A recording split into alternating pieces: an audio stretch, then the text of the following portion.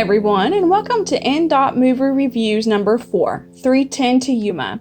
This movie is actually a remake of a 1957 movie of the same name, and it tells the story of Dan Evans and his family, sons Mark and William, and wife Alice, who are paying for their dying ranch to a landlord who'd rather sell it to a railroad company. Due to their lack of money, when wanted criminal Ben Wade is captured and needs to be escorted to the train station for transport to prison, Evans volunteers as escort, along with some other guys. Obviously, Wade does not find this an acceptable future, and he kills a few escorts and tries to bargain his way to freedom, and his criminal band of thieves and murderers are also set on releasing him from capture once they find him. Nonetheless, Evans seems to strike up some form of respect from Wade as their association continues.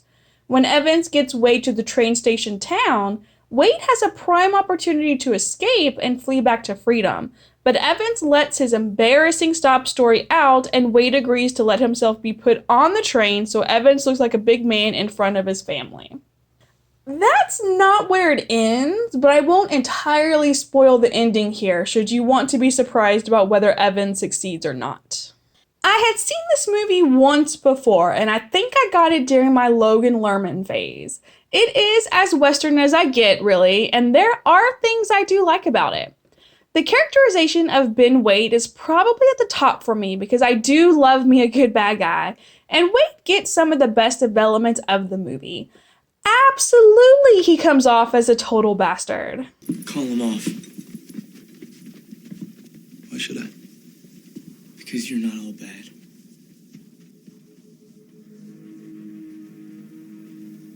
Yes, I am. Like that, if I wasn't as rotten as hell. But there are these moments where you get a peek behind that rot, such as when he's sitting still working on his drawing of wildlife or his drawing of a companion. He's got a real artistic streak that I certainly envy. He also comes off quite debonair with the ladies, although I'll admit he's a bit too pushy for my tastes. I don't mind skinny girls. As long as they got green eyes to make up for it. Maybe his charm for the ladies stems from this delightful little insight into his character. I always liked you, Byron. But you never knew when to shut up. Even bad men love their mamas. It's that interesting mix of criminality and sympathetic traits that make Wade my favorite character, even if he is the bad guy of the movie. Wade is also why I like I'm not going to say friendship exactly, but the burgeoning connection between him and Evans throughout the movie. He, at least, begins to see interesting things in Evans, and does he see them so he can manipulate him? Of course! That's what charming bad guys do! But the long, measuring looks work for me. I also like this true portrayal of human nature, especially in that day and age. We will give you 200 cash dollars to any man who shoots any one of his captors.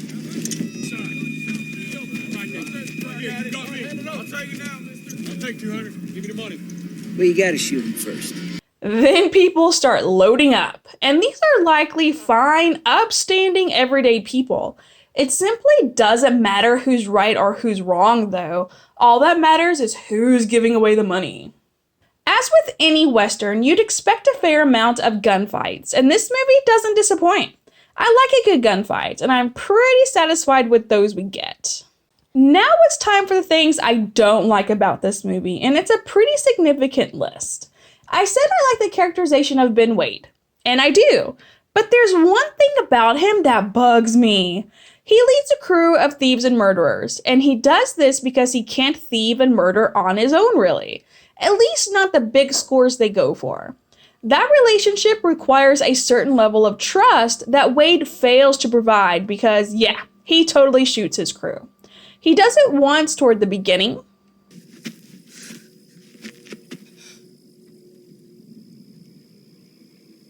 Shit. And tries to explain it away. Tommy, Tommy is dead. Which, okay, I can kind of understand.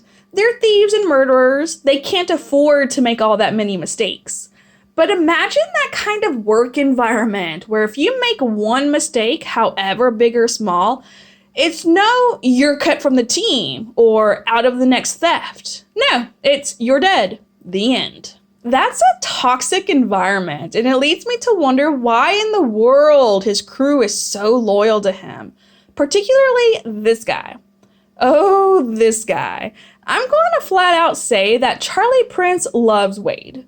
Not in love with him exactly, but full-blown man crush maybe? Regardless, he is ridiculously loyal to Wade for some mysterious previous action that we don't get to find out about. It's his own fault he got caught. He made a mistake. You think you could do a better job leading this crew? Maybe.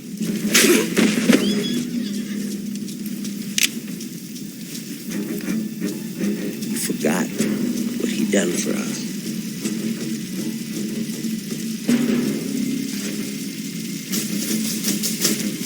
We're going to contention!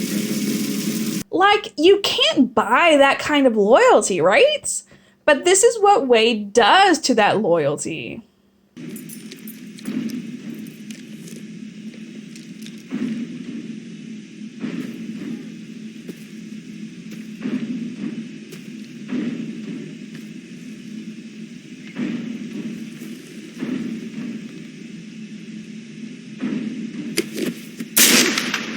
And then, just to call it even, he kills the rest of his crew. That seems so short-sighted to me because word is going to spread. And who's going to want to work with him after this? Or if people do want to work with him, they're probably going to kill him before he kills them. It's an awful situation, maybe especially for bad guys, because that kind of fear and uncertainty means nothing gets done. Rest assured, though, that Wade is still my favorite character of the movie, especially compared to Evans. It pains me to say it, but Evans just comes off as weak in this entire movie, and not in a way that I root for him. He doesn't grow or develop as the movie progresses. He has to rely on Wade to make him look better, and not kill him. I had never been no hero, Wade. Only battle I seen. We was in retreat. My foot got shot off by one of my own men. You try telling that story to your boy. See how he looks at you then.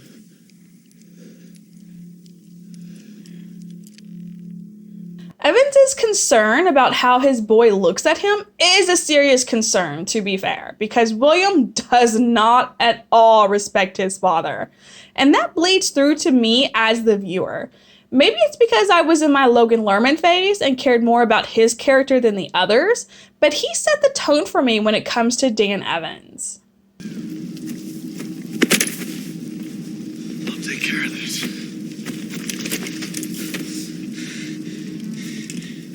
No, you won't. That's brutal! And maybe it's just teenage arrogance and disdain for parents, but all the same, his opinion of his father does flavor my own. The last thing that really bugs me about this movie is perhaps a smaller item on the list, but it's just so glaringly obvious to me. Wade is a bad man. He kills people. The entire escort team knows this, but that does not stop them from acting stupid around him. How, you may ask? They don't keep an eye on him. Whether it's like this, where they completely turn their backs on him. And I don't care if the man is peeing, your life is worth more than some embarrassment. Or like this, where they say something that completely offends Wade and don't expect retaliation. Wade is a dangerous man, yet they continually give him opportunities to either kill them or escape. This may be required by the movie in that it won't progress the way it's supposed to unless the characters act this way, but still, stupid. Overall, there are things I like about this movie, and even though I discussed more of my dislikes here, they aren't enough to detract from my enjoyment of it, and that leads me to wanting to watch this movie again. Movie Reviews rates 310 to Yuma an A. But you tell me, would you keep it or delete it? Let me know in the comments below, and tell me what about the movie delighted your heart or made you scorn the entire industry. For more movie reviews, be sure to subscribe to Movie Reviews, because remember, this is only 4 of 1,617 reviews to come.